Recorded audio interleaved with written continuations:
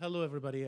Thank you for coming. I'm Sameh Al-Hannawi. I'm on behalf of the Egyptian American for Human Rights. I would like to welcome all of you. Thank you for coming. And of course, I'd like to welcome all the guests. They had actually replied to the invitation from overseas. Some of them just made it yesterday. Some of them just made it early today. Uh, we're here just to highlight what's going on in Egypt. And I won't take much of your time. I just want to welcome everybody and thank you for coming. And hopefully that conference will cover a lot of the important issues we need to cover in Egypt. Again, I'm Sameh Al-Hannawi from the Egyptian American for Human Rights. I will give the mic to Osama Shabaik, and he will be the MC for the event. Osama is just a young lawyer, just graduated from Harvard Law School. He's a Native American Egyptian. He likes to be called himself Egyptian American. And I will give the mic to Osama as an MC. Thank you. Thank you, Sameh. So good morning to everyone. I want to first thank you all for coming today. Thank you to our panelists for being willing to engage in such an important and what is often a dangerous topic. As will be highlighted today, simple discussions centered on the repression of General Abdel Fattah al-Sisi's regime in Egypt often carry real repercussions for people. Since removing Egypt's first ever democratically elected president, Dr. Mohamed Morsi, Sisi has instilled a level of repression greater than that seen under any of his predecessors in Egypt's modern history. Upon Sisi's rise to power, over 1,000 people have been killed, many of them killed in the Rab'a massacre, described by Human Rights Watch as one of the worst state massacres since Tiananmen Square. And tens of thousands of Egyptians have become political prisoners amongst countless other atrocities. Over the past 2 years, in fact, Egyptian courts, which have long been hailed for their independence within the Egyptian system, have allowed themselves to act as a tool to the military authorities to silence voices of dissent and settle political accounts. Over and over again, death sentences and life imprisonment sentences have been handed down to Egyptian citizens as retaliation to their opposition to the current military rule. In the span of the last month alone, in fact, 2 high-profile cases demonstrate the degradation of the Egyptian justice system. First, a military court oversaw the execution of 6 young Egyptians in the case known to the media as the Arab Sharkas. This was followed by mass death sentences, including the death sentence to Mohamed Morsi, the former elected president before the military coup, along with members of his government and parliament members. To discuss the issue of the recent Egyptian judicial decisions, we have a collection of speakers, many of whom have been actually directly affected by these decisions. First off, we have Mr. Ramsey Clark. Mr. Ramsey Clark is a graduate of the University of Chicago Law School and served as the 66th United States Attorney General from 1967 to 1969 through an appointment by US President Lyndon B. Johnson. Since leaving public office, Mr. Clark has continued to work on civil rights issues, and in fact, in 2008, he was awarded the prestigious UN Human Rights Prize. Secondly, we have Iman Bakry Haroun, whose brother Mohammed was one of 6 people executed on May 17th by the Sisi regime. She's an accountant by trade and graduated from the English School in Cairo, Egypt. She has a bachelor's degree in accounting from Ain Shams University in Cairo and also holds a master's of business administration from Chadron State College in Nebraska. She has been living in Minnesota since 1999. Third, we have Joe Stork, who is an American political activist and deputy director of Middle East and North Africa at Human Rights Watch. He has written numerous books and widely published articles on the Middle East. Mr. Stork holds an MA in International Affairs and Middle Eastern Studies from Columbia University. Next, we have Dr. Curtis Doebbler, who's an international human rights lawyer who has represented numerous people before international criminal and human rights tribunals in Europe, Africa, Asia, the Americas, and before the United Nations. He is currently representing former Egyptian presidential candidate Mr. Khairat al-Shatir and others in a matter before the African Commission on Human and People's Rights, challenging arbitrary arrest, detention, unfair trial, and death sentences, to which Mr. Khairat al-Shatir and others have been subjected to in Egypt. Lastly, we have Dr. Emad Shahin, who is a visiting professor of political science at Georgetown University's School of Foreign Service and is the editor-in-chief of the Oxford Encyclopedia of Islam and Politics. On May 16th, Dr. Shahin was sentenced to death in absentia by an Egyptian court on the charge of grand espionage, and he, to this day, denies these charges. And so without further ado, I would like to turn over the microphone to Mr. Ramsey Clark.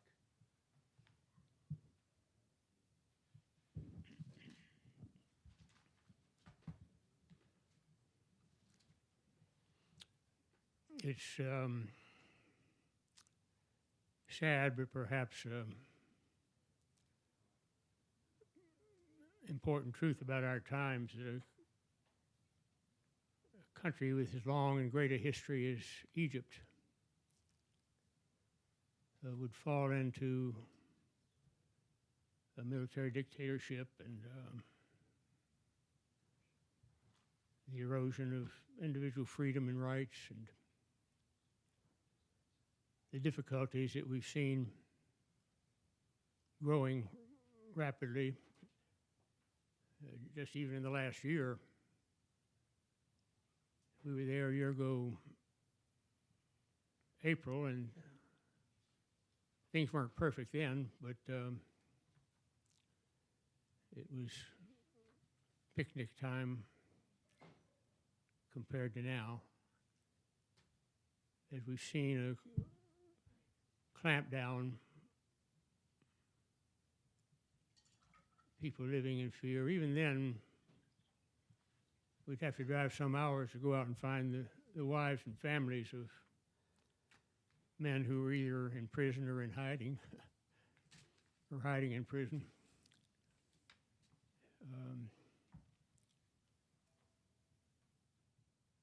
There can't be freedom and justice for the people of that great society, that great culture and history that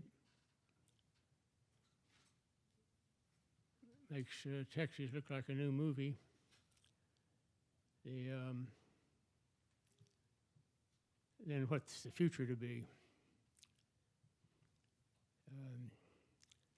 I hope particularly that our government will act with courage and strength to see that there's a return to government of, by, and for the people of Egypt.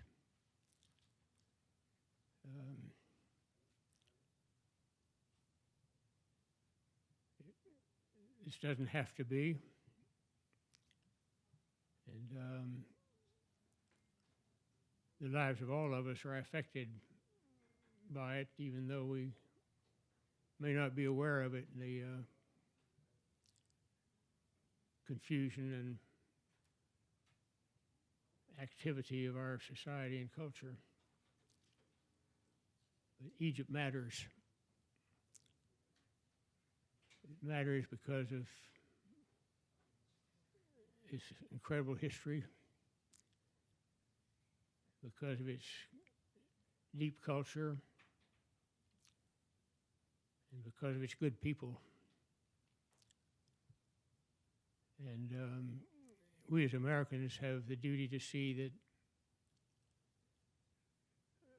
our government, which has undue influence on the lives of others,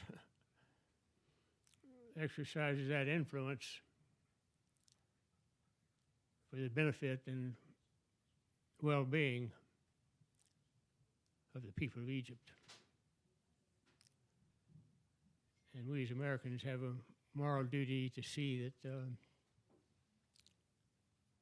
in this democratic society, our government does what it ought to do. No support for dictatorships and aid for peoples in trouble.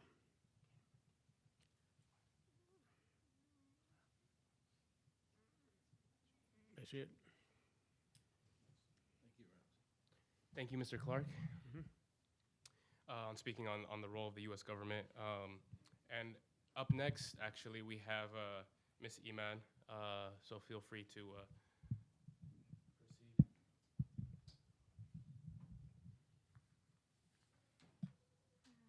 Assalamu alaikum. Thank you for having me here today. I'm here to talk about my brother, Muhammad. Muhammad is a very polite, well-mannered young man. He was very smart, kind, and always had a smile on his face. Everyone who known him liked him and talked very well about him. Between 2006 and 2009, Muhammad was taken several times by the security forces during Mubarak's regime. This was a time where they used to arrest anyone who's against the dictator regime. And then Muhammad was one of the young people who participated in the 2011 revolution. After a Sisi's coup, like thousands of Egyptians, Muhammad was kidnapped on November 28th of 2013 by the Egyptian authorities, along with his wife and two young children, 2 years old Zaina and 3-month-old Hamza. They kept his wife and children for 10 days at a security building, and they took Muhammad to Al-Azuli military prison in the Ismailia city. At the time, we couldn't get hold of Muhammad or his wife until his wife came back after 10 days and told what happened. We started checking everywhere in all prisons, sending several certified letters to local prosecutors, requesting information about Muhammad, until we learned that he was taken to the Azuli military prison. After the explosion at the security directorate in Dakhliya city, which took place on the 24th of December of 2013, the Egyptian authorities announced that who carried this explosion was my brother Muhammad, while he was taken into custody a month before. Then, after another month, there was the explosion at the Cairo Security Directorate, which was on the 24th of January of 2014, 2 months after he was kidnapped. They also announced that Muhammad carried out this explosion. All of a sudden, the media was accusing my brother and labeling him as a terrorist without any investigations, without any evidence against him. During the period, Muhammad was, during his time at Al-Azuli, he was subject to severe torture, and he wasn't presented to the prosecution for investigations. His bad health due to the torture, they didn't present him to the prosecution. And when they started investigations, it was secrecy, and it was in the Azuli prison itself, and they refused to let his attorneys attend with him. Later, Muhammad has mentioned to my mom and my sister that for a while he couldn't move his arms because at the Azuli they would hang them for up to 8 hours. There was electric shocks, there was all kinds of very bad torture. Also, Ms. Busain al-Qamesh, Muhammad's attorney, has told us that Muhammad was transferred to the prison's hospital due to his bad condition, due to the torture, and he slept into a coma for a while. On the 21st of March of 2014, Muhammad was deported to the Aqrab prison. The prosecution decided to complete investigation inside the prison and still refused to let his attorneys with him. And they refused any meetings with the family. In addition to the bad conditions of the Aqrab prison and the humiliation, they denied him any rights of outdoors. They put them in cells, very small cells under the ground. There is no air, they can't see the light, and they would keep them for weeks without being out, seeing any human, or seeing the outdoors. My brother Muhammad and the other 5 young men were executed after being convicted of by a military court for participating in an attack on the security forces and killing armed forces officers in March of 2014, which is known by Arab Sharkas, which happened on the 19th of March of 2014. Despite all the clear evidence that they were innocent and were already in custody,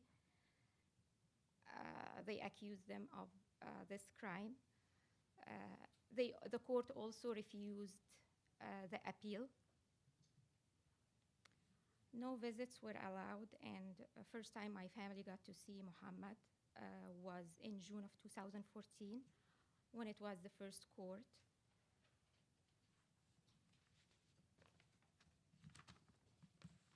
There was no visits allowed.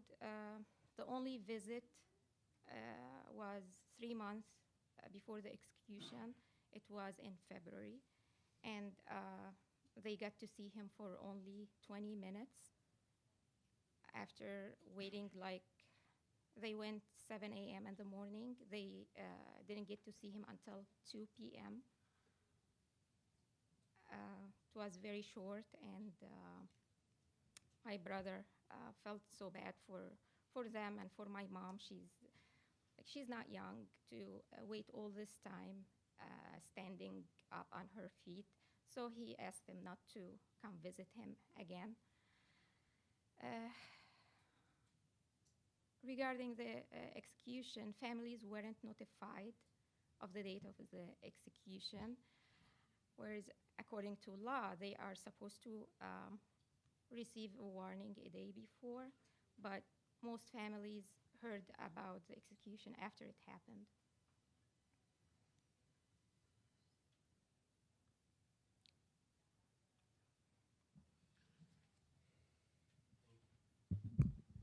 Thank you for speaking on such an unbearable tragedy that your family has had to deal with, and really shedding light on how this issue and this botched judicial system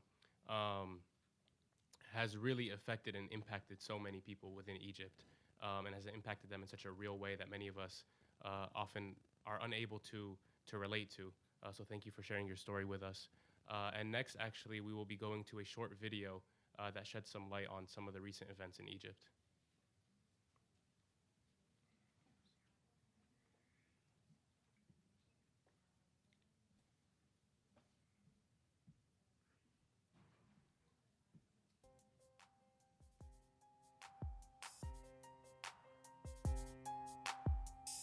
The sentencing of 529 people to death is unprecedented in Egypt's history. Never has there been such a large capital punishment case. 1,200 people, in fact, accused of murder, attempted murder, damaging property and unlawful assemblies. I say 529 of them yesterday, tried in just 2 days and sentenced to death by the authorities, by the court. That's led to widespread criticism, of course.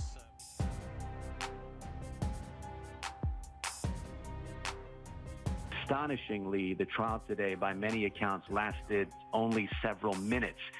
Most of the defendants were not in attendance. They were tried in absentia. Many claim they weren't even at these protests back in August.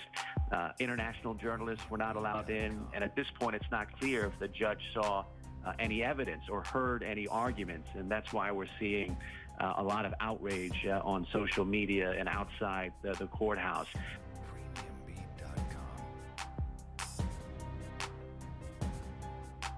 Another death sentence for the Muslim Brotherhood's supreme guide. Mohammed Badia and 13 others were sentenced to hang. The charges stem from the violent summer of 2013, when members of the Muslim Brotherhood created a sit-in to protest the army's ousting of President Mohamed Morsi. Ousted Egyptian President Mohamed Morsi, seen here in a courtroom jail cell, has been sentenced to death. It is the latest in a series of mass death sentences since Morsi was removed from power almost 2 years ago. But a State Department official says the mass death sentence is inconsistent with the rule of law, and the U.S. is deeply concerned.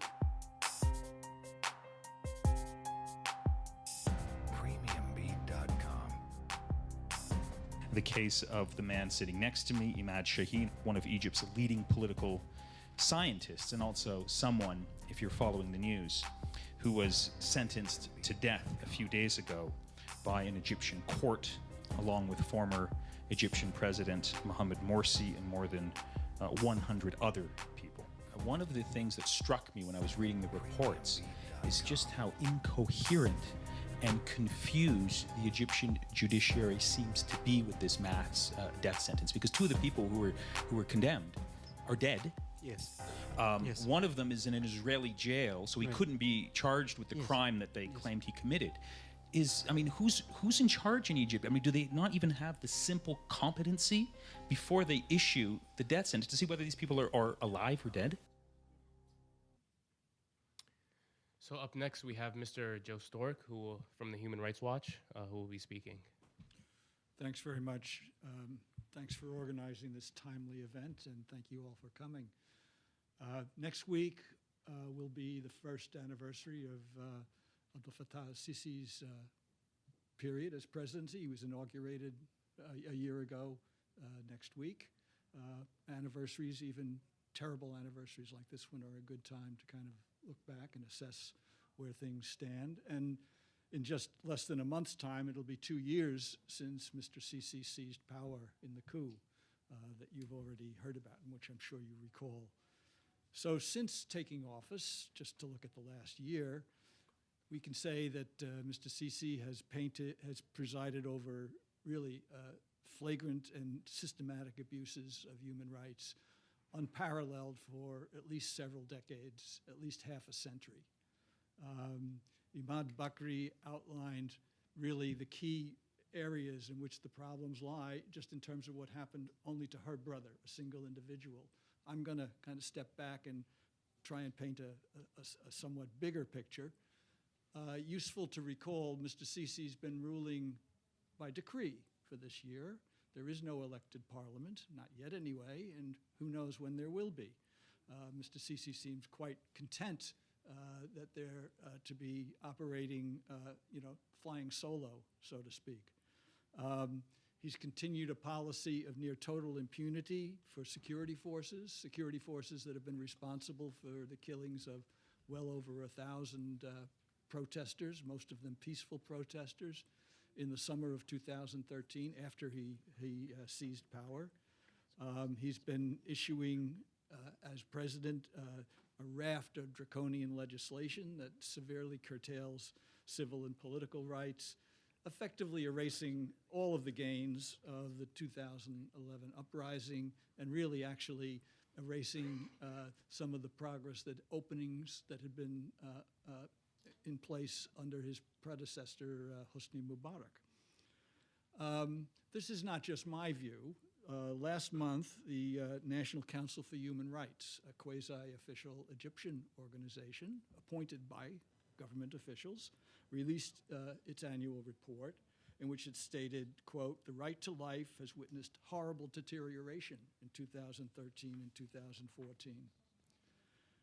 The report said that violence had resulted in around 2,600 deaths since President Morsi's removal. Those deaths include security personnel, maybe as many as 700. So this includes violence that's been taking place in the Sinai Peninsula, for instance, where there have been many attacks against security forces, Egyptian security forces. It includes, according to the National Council, 1,250 supporters of the Muslim Brotherhood. We think probably all these figures are undercounts. They're probably underestimations, but in any case, we're talking about huge numbers of people killed in many cases, totally unlawful circumstances. Now, after the coup, the interim president, Ali Mansour, appointed a fact-finding committee to look into the violence of 2013, summer 2013. That report has been handed to the president. It's not been made public, but we do know that there have been no steps taken to act on whatever the recommendations were from that report. We do know that the report acknowledged the very large number of deaths. Again, underestimated them, certainly didn't come to the same conclusion that our Human Rights Watch's investigation did of well over 800 people killed just in Al Rabba sit-in alone, and over 900, close to 1,000 people killed on that one day of August 13, 2013. Last month also, the U.S. State Department sent a report to Congress, a report that the Congress had mandated, in which about Egypt had to do with congressional authorization of aid, military aid, and other assistance to Egypt. And the State Department report found, quote, a series of executive initiatives, new laws, judicial actions that severely restrict freedom of expression and the press, freedom of association, freedom of peaceful assembly, and due process, and undermine prospects for democratic governance, unquote. So look, we can't say that we don't know. The U.S. government certainly can't say that it doesn't know what's going on in Egypt, at least in broad strokes. And yet, despite that report from the State Department to the Congress, President Obama unfroze the provision of military equipment to Egypt, really opened up the spigot once again. Mr. Sisi, as I said, has been ruling by decrees that have vastly expanded the jurisdiction of military courts, that have mandated life imprisonment and worse for receiving foreign funding. He gave himself the power to hire and fire university deans, and those deans in turn now have the power to fire professors for alleged political activity. And I can assure you political activity has been defined very, very broadly, and that power has been exercised to a great extent, as I'm sure Dr. Emad could tell us. El-Sisi's vigorously enforced the protest ban that was in place since November 2013, dispersing demonstrations, peaceful demonstrations with excessive force. Just in this past January, the 4th anniversary of the 2011 uprising, 20 people died in those events. One of the people killed was a young activist and poet, Shaima Sabah. She was shot by a policeman, Central Security Force operative. Some of the people who came forth as witnesses to the shooting, who saw the shooting and came forth as witnesses, including Asa Suleiman, who's one of the sort of preeminent Egyptian women's rights activists. She and some 16 other people were themselves indicted for illegal protests because they were there and together had witnessed this killing. Really unbelievable. I mentioned the military courts. We've seen, of course, most of the victims in terms of numbers of people incarcerated, numbers of people sentenced to death and so forth, have been members or alleged members and alleged supporters of the Muslim Brotherhood, the party to which President Morsi had been affiliated and which under Sisi has been declared a terrorist organization and banned. But Muslim Brothers are not the only ones who have been feeling the lash. The authorities have also gone after secular activists, people who played a leading role in the 2011 uprising, people like Al Abdel Fattah, Ahmed Maher, Ahmed Douma, and so forth. All of them sentenced to fairly long prison terms solely for allegedly violating things like this draconian protest law, which, as I noted, even the U.S. government considers to be out of compliance with international standards. The mass arrests, the government itself, an unnamed government Ministry of Interior spokesman, or official, I don't know if he was the spokesman, acknowledged that something like 21,000 people had been detained since July 2013, 21,000. We think actually the number's at least twice that. An Egyptian organization whose methodology we've looked at and consider pretty sound concluded that between July 2013, the Sisi coup month, and May 2014, when they stopped counting, 41,000 people had been at least at one point or another, arrested, charged, or indicted and jailed. A lot of the people in jail, we've heard about the death sentences, so there have been judicial proceedings. Now, they've been sham proceedings, obviously. If in single cases you could come down with a death sentence against 529 people for a case that in that case involved the deaths of 2 policemen. Okay, killing policemen is a serious crime. Crime should be suppressed, but obviously there's been no effort at justice, no effort at establishing individual accountability, individual wrongdoing. So we're talking about a very highly politicized environment, hysterically politicized, I might say, in which the judiciary, or many of the judges themselves, seem to have been caught up in. They've issued, some of those death sentences have not been confirmed. They've been rolled back on appeal to life imprisonment or very long prison terms. At this point, by our count, there are still standing 580 death sentences, many more.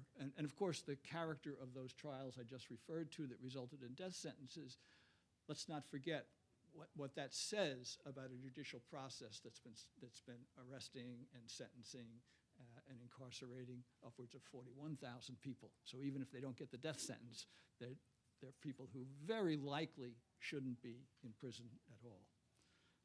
We're talking, of course, when you have 41,000 people in your jails, you're talking about severe overcrowding, and that's resulted in scores of deaths in detention, in some cases from torture, we think, in other cases from medical negligence, at the least.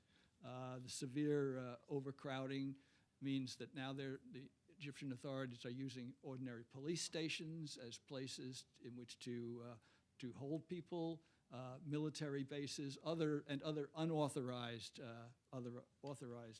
facilities. So that's the picture. That's the big picture, I could say. I mentioned that not all judges have been caught up in this frenzy, but some of those who have not been caught up in it are themselves under investigation and perhaps upcoming indictments for having had the temerity to speak out against what's going on, the temerity to say that at the time, this was the removal of President Morsi was unlawful. In fact, we've seen just in the last few weeks an incident where 2 judges are being investigated. Why? Because they participated in an NGO workshop in Egypt that tried to draft a new anti-torture law. This is now a crime, or so it seems, under the rule of Mr. Sisi. So let me just finish again by noting that it's not like we don't know these things are going on. Maybe we don't know the exact number of people arrested. We don't, because the authorities are not putting out figures on these kinds of things. We do know about the number of executions. After years in which no one was executed in Egypt, just in the last couple of months, we've seen 27 people executed. 20 of them were for ordinary criminal activities, murder and the like. Okay, serious crimes. But the 7, including Mohammed Bakry, clearly unfair, clearly politicized cases, clearly unfair trials.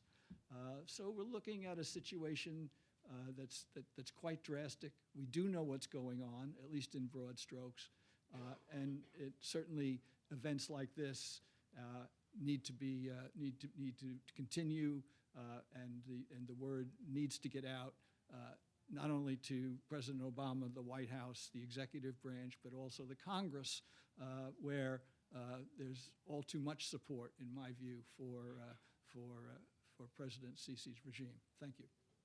Thank you, Mr. Stork, for both documenting the human rights abuses that have continued in Egypt, and for the work that Human Rights Watch has done in documenting these human rights abuses and really showing the world what has taken place in Egypt over the last 2 years since Sisi has come to power. And up next, actually, we have Dr. Curtis Doebbler, who is the attorney for Mr. Khairat al-Shalter, who is currently on death row in Egypt.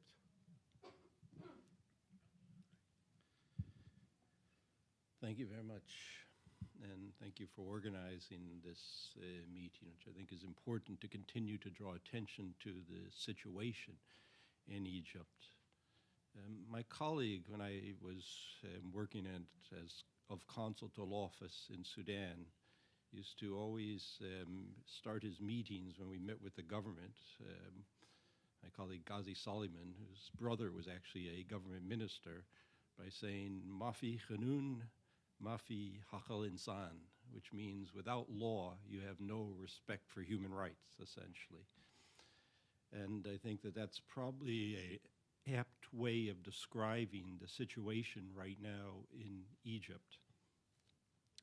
I've lived in Egypt for some time. I taught at American University in Cairo with Emad, and I was there in 2011 when the uprising took place in Tahrir Square, part because some of my students were involved in that, and for 3 weeks in Rabat, not staying the whole time there, but visiting almost daily and spending a few evenings there because it was such a festive environment where in both those cases I was very much inspired by the people's expression of their participation in democracy, which is even in the second case under very difficult circumstances where they maybe were not as successful, but where they still felt that they had a right and a responsibility, as they do under international human rights law. But one of the most harmful situations, I think, that has evolved, we've heard a lot of the deterioration of the protection of human rights in Egypt. But one of the most harmful deteriorations has been in relation to the judicial protection of human rights. The gentleman that I represent, Ustaz Katarat, was actually tried before a court in which 3 judges in succession either resigned or were removed by the government. 2 resigned because they said that this was not a legitimate trial. And then another, the government decided to remove before they finally put a judge that determined that he had some culpability. The case that I actually represent him in before the African Commission on Human and People's Rights did not start in 2013 or 2014, but started actually in 2007 under Mubarak government. But as you may know, human rights are rights that a government agrees to, and they do not change with a change of government. Every government, successive or predecessor, that has agreed to human rights instruments must respect those human rights. So we have added now the situation that he is currently in, where he now faces a threat to his right to life, has faced an unfair trial and arbitrary detention, all rights that are guaranteed by even the Egyptian Constitution, but in this case, most notably, the African Charter on Human and People's Rights. We have also added to the claims the right of participation in one's government. Under international human rights law, that applies in most countries, including the United States, under the International Covenant of Civil and Political Rights, Article 25 of that instrument provides every person in the United States the right to participate in their government. The United States government has ratified that treaty. And in Egypt, as in almost every other African country, except Morocco at the moment, every other African country has ratified the African Charter on Human and People's Rights that in Article 13 provides for the right of every person to participate in their own government. And that right is de facto violated for every single Egyptian when you have a military coup. We know that because the African Commission has decided that already during a coup in Malawi. So it would seem that, unfortunately, that is something that applies to millions of Egyptians. The trying to legitimize such a situation through elections, sham elections, or referendums does not alleviate the government's responsibility for ensuring the participation of their people. And we were there in March, just before the referendum, where if you drove from the airport into town, you saw signs along the road almost every 100 meters telling you to vote for the new Constitution in March 2014. And when we saw one person try to protest against that by bringing out a little hand-painted sign, he was immediately arrested. And we heard, not from one, but from numerous people there, that if you even suggested that you should vote against this referendum, you would be put in prison immediately. And we were given the names of people who the government itself confirmed, because we spoke to the Minister of Justice at the time, were imprisoned because they had objected to the Constitution in a referendum where it appeared from this practice that the only vote you could make is a vote in favor of the new Constitution and not against it, which defeats, of course, the whole purpose of an election. And I'm sure you're aware that in the elections that followed that, where they elected Mr. Saisi to lead the country, the people who had previously won the elections were not allowed to participate in the election. Some, like Ustaz Katarat, was not even allowed to participate in the election the first time when President Morsi was elected. You may know that he was put forward as a presidential candidate, but eliminated by a vetting committee of military members that said that he was not appropriate to be able to run for election. I think it's very unfortunate that a government of which I share the nationality as an American, Palestinian, Dutch national, at least two of those governments, and maybe even the third, have not recognized the reality of a military coup. As we've heard, if it is recognized to be a military coup, then the United States cannot provide assistance to Egypt, at least not military assistance. And the Dutch government, which continues both individually and through the EU to provide assistance to Egypt, could not provide assistance to Egypt if there was a military coup. In fact, the African Union said there was a military coup. They've never changed that opinion, although after suspending Egypt, they have readmitted it to its ranks, but they have never changed that opinion. And every case till now that has been brought to the African Commission on Human and People's Rights, an African Union body, has found either that rights are violated in the two that have been decided, or has made what we call precautionary measures, saying that there is at least a prima facie case that rights have been violated, and the government needs to take steps to ensure that they are not. In none of these cases has the government lifted a finger or changed a policy as far as we can tell.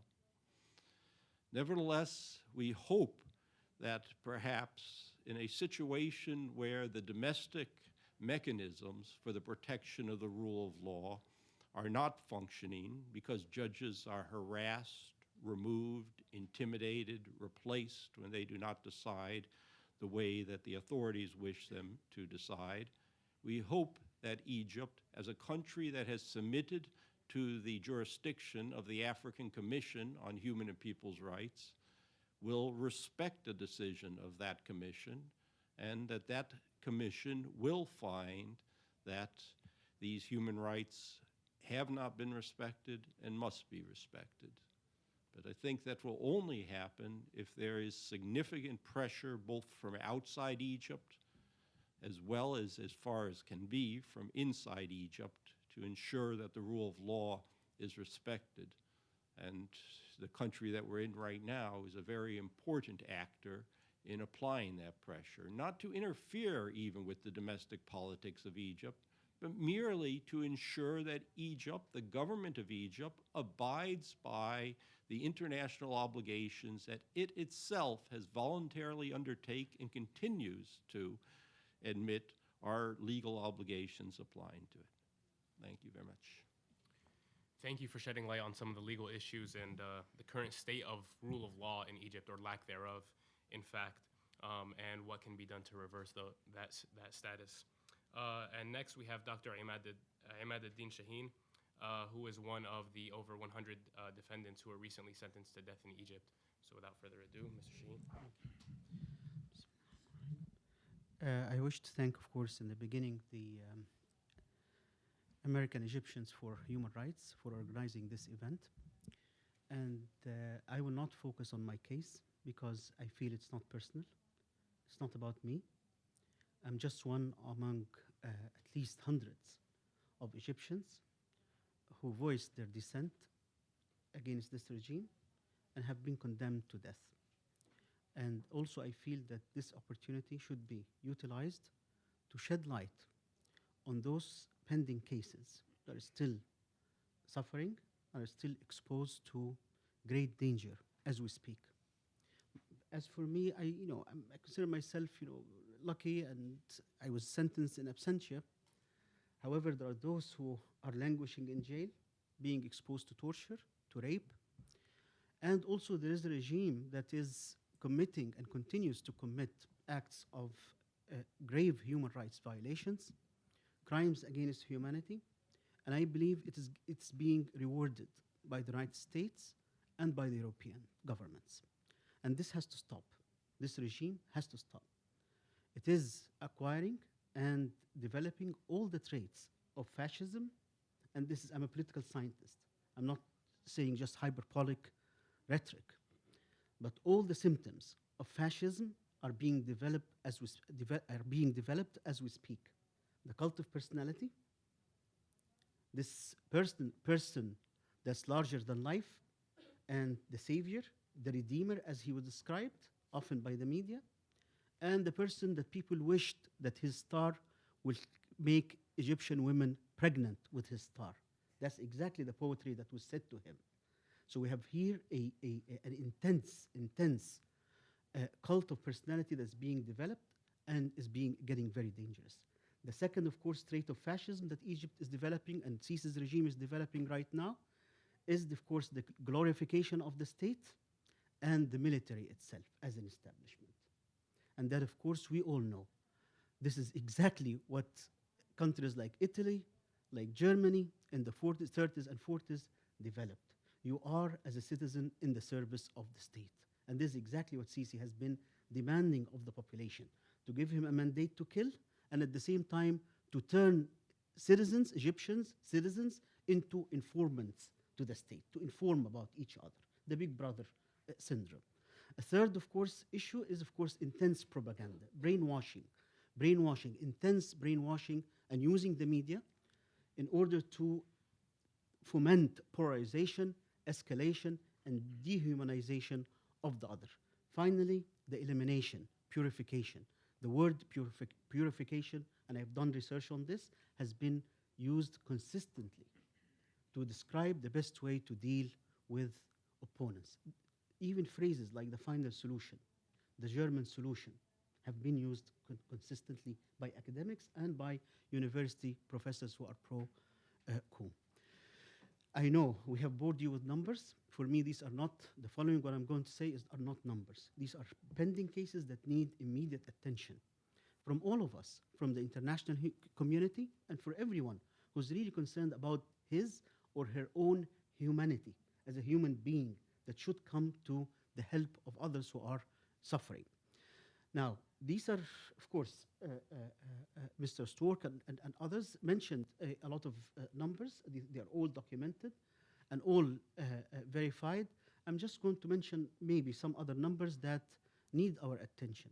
Since October, last October 2014, 4,330 cases of civilian dissidents have been referred to military tribunals.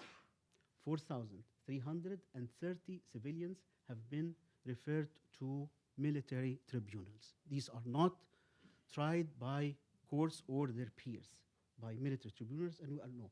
Out of this number, these are all verified. These are all hand calculated. Like every time there is an announcement by the general attorney of referring cases, we collect these numbers. Out of this number, 184 are students, young university students. 20 students have been liquidated on campus since July 2013, on campus. Over 300 in protests and 20 on campus.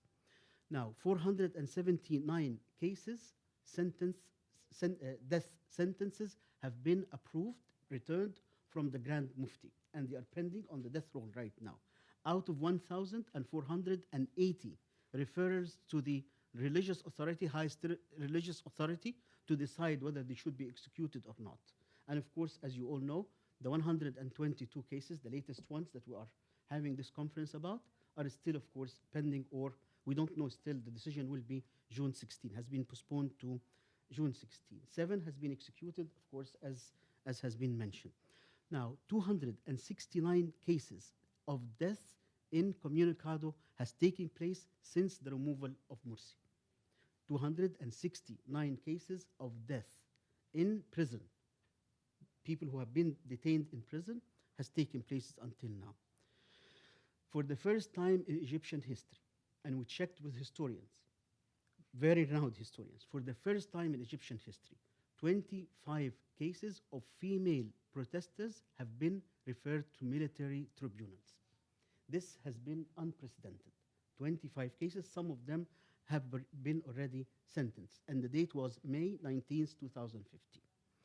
For the first also time in Egyptian history, modern Egyptian history, 63 journalists together in one case have been detained because of expressing views that are in opposition to the current regime.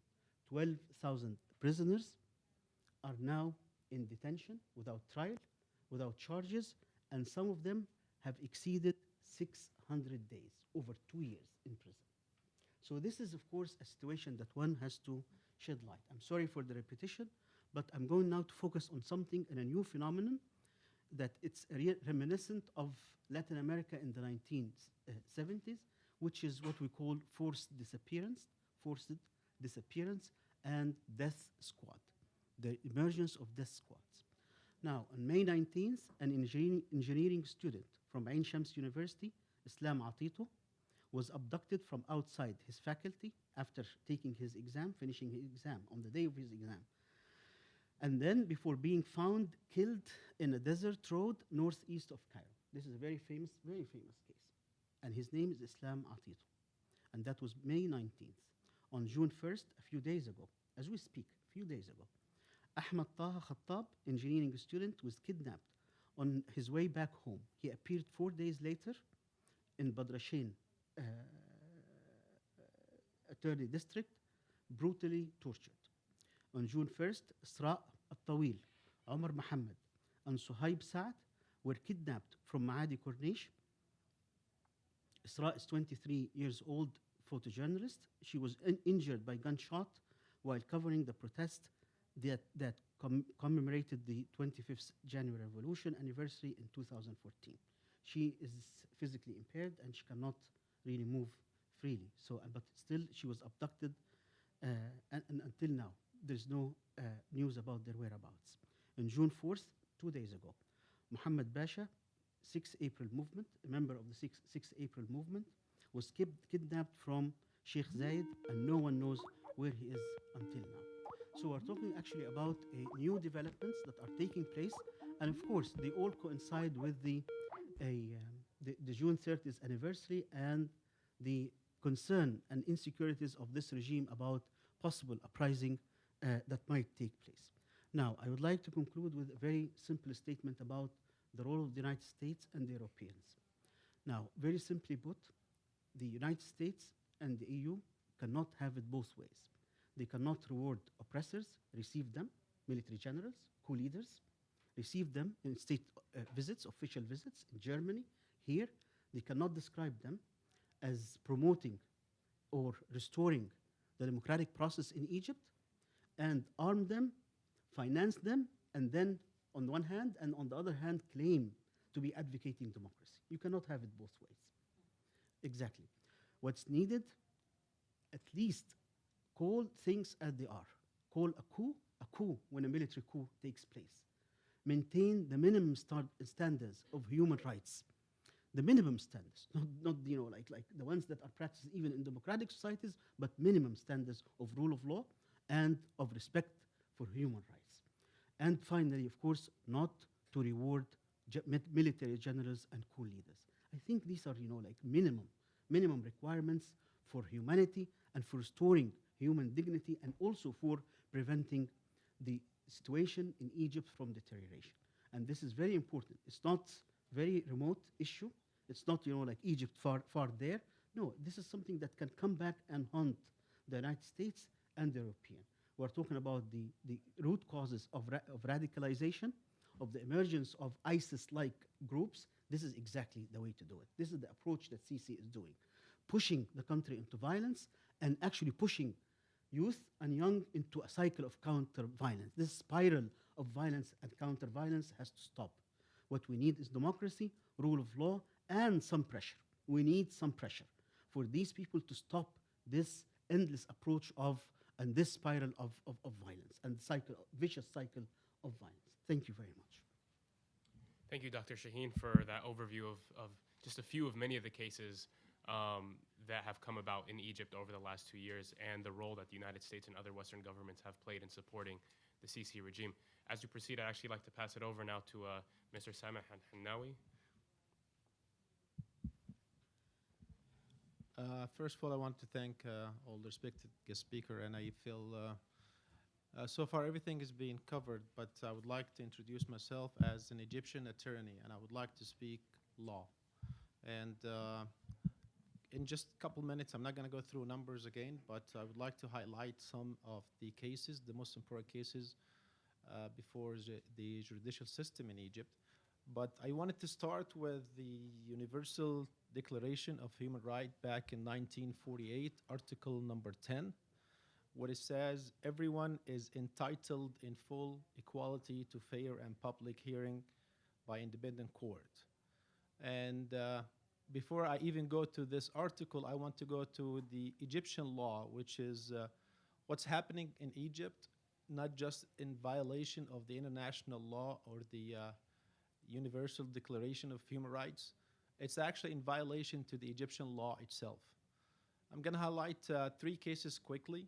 I'm not going to go through numbers, but the case we are here for today, it's 2 cases, which we had 121 were sent to the Mufti, the head of the Religion Institute in Egypt, basically in preparation of death sentence.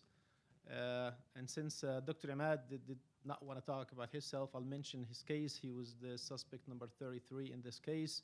And basically, he were supposed to be sent to death sentence because exactly, that's the exact word came to be in the document came from the court. Exchanging emails. Yes, exchanging emails. There's 3 cases for the President Morsi. The first one, which is Al-Ittihadiyya. He was sent to 20 years in prison. Basically, I think this case was shown he's innocent because he was innocent of the 2 charges of using weapons and actually also being innocent of killing. So he was sent to prison for 20 years because exactly the word came from the judge was showing power. The case we're talking today about 120 was 105 in Wadi in Natrun prison, which escaped from the Wadi Natrun prison, and the other were actually 15s, and this is the cooperation with other country.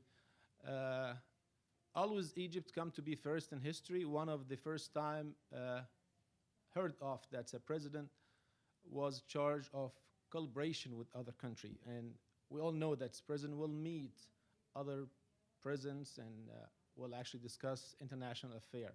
But it happened to be it's a crime in Egypt, and he was sent to death for it. Quickly, in violation of the Article number 30 from the Judicial Authority Code of Egypt, which is you cannot choose certain circuit of courts, that's what happened basically. They decided to choose initially 6 courts, 6 different districts, and all those courts was assigned to basically rules in certain case, and all those case was against either MB or against most young revolutionary people, and this is in violation not only to the international law, it's also in violation of the Egyptian code itself.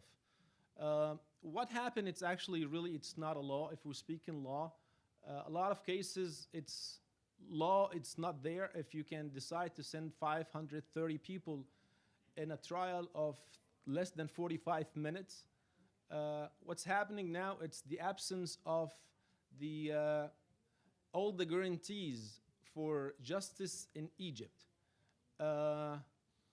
Again, I'm not speaking down about the Egyptian law. Egyptian law been existing for a huge amount of years, for a long time. But I think how we apply the law, and we are twisting the law right now to make it an arm of the regime itself. We're making it another authority. Instead, the people were killed in the street for their rights, and they're speaking for their rights and rally for their rights. They're actually being sent to court, where the court decided actually to send them to death. Finally, we're seeing a civilian being held before military court, and this is itself in a violation of the Egyptian law, not just the international law. We're seeking the international committee and the international lawyers and everybody really think freedom should exist, to stand really beside freedom. You're putting a lot of pressure on those young people in Egypt to take a different route, because if they're not going to be killed, if they rally for the right, they know they're going to be killed by standing before a judge without a fair trial, then they might have to choose a violence way, and this is what we are not looking for, and we cannot afford to have Egypt to be another Syria or Iraq. Egypt is a great country. We're hoping this is not the route will be taken. Thank you for your time, and I appreciate it. Now, I think with the closing statement. Thank you. And thanks to all of our panelists. And in response to the recent mass death sentences and the life imprisonment sentences, the Egyptian Americans for Democracy and Human Rights stresses the need for all human rights organizations, media outlets, and elected governments to take responsibility on a number of fronts. First, international human rights organizations should continue exposing the violations of the Egyptian judicial system against its own citizens, and to come to the defense of innocent Egyptian civilians in international human rights arenas. Death sentences passed against Mr. Mohamed Morsi and other political leaders and innocent civilians must rally the NGOs to apply pressure in international arenas to put a moratorium on all executions in Egypt. Secondly, the media should raise awareness of the general public to the lack of judicial due process and use of the Egyptian court system as a political tool to silence dissent. It is essential for all conscientious media personnel to expose the lies propagated by the official Egyptian media in towing the line for the authoritarian state. Thirdly, the US and European governments should end their support of the military regime in Egypt. It is crucial they realize their military aid to the Egyptian government does not enhance peace and stability, but rather crushes the democratic and lawful change, and the closing of avenues of peaceful change in Egypt only helps spread the ideology of violence. For the most part, the youth of Egypt have so far upheld their commitment to peaceful expressions of their opposition to the crushing of democracy in their homeland. The commitment to peaceful means will unsurely waver if they continue to perceive the democratic governments of the world as aiding and abetting the undemocratic, unelected government of Egypt. Thank you, and we will have some time now for questions and answers.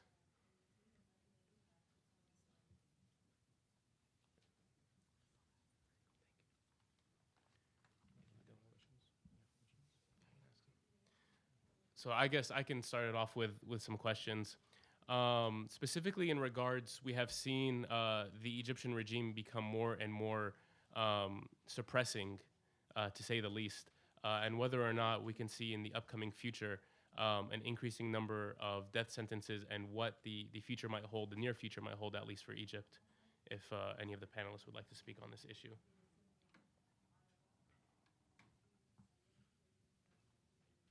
I think you just posed a question that answers itself.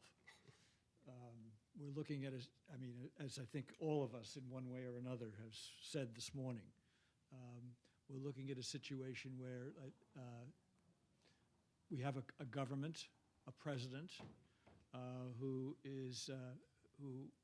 occasionally will utter the word democracy, and even human rights. But he's also on record as basically warning Egyptian human rights activists or any Egyptians who might raise human rights concerns that, you know, they'd better be careful. I mean, that's the kind of language he uses. You know, human rights are all well and good, but this is really the time to sort of pull together, work together. I'll let Dr. Emad put the label on it, but, you know, work together. Let's stop all this complaining about human rights violations. You know, implicit in all of that is, you know, if you don't get on this particular train, this particular bandwagon, then, you know, you just might. This is a regime that has been extremely punitive. Okay, and I think Mr. Sisi and his cohorts, have gotten no signals that we're aware of. He was in Berlin just this week, meeting with Chancellor Merkel. The press conference the two of them had afterwards was extremely disappointing to those of us who had called on the Chancellor to raise human rights concerns. She did speak out against the death penalty. That's a well-known, you know, the EU is well-known on record formally against the death penalty in all circumstances. But beyond that, she had nothing to say.